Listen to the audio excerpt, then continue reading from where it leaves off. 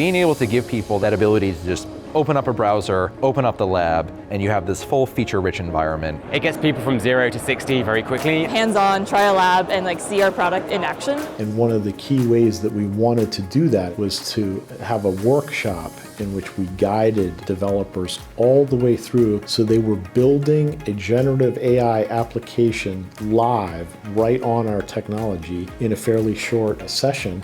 And so we leveraged Instruqt to do that, and it was a great success. We're doing a cloud-native security workshop. We did this through Instruqt. Users got a chance to break things, which was really fun, in a safe sandbox environment. After about 3 hours or so, they felt like they were ready to move forward with the project. It lets people to try the software out on their own, at their own pace. So we release new functionality that our customers, our users, want to engage with. It makes more sense for you to give them the curated guidance, the steps, in a safe environment. If they know it works and works in line with what their expectations are, then they can test in their own environment. So it gets us past some of these hurdles. We really enjoy that we can just make the labs available to anybody, and it's just super easy to get started. What could have happened is we could have all had different terminals with different scripts and having different experiences that fundamentally don't solve a continuous experience for users and that are attending the conference.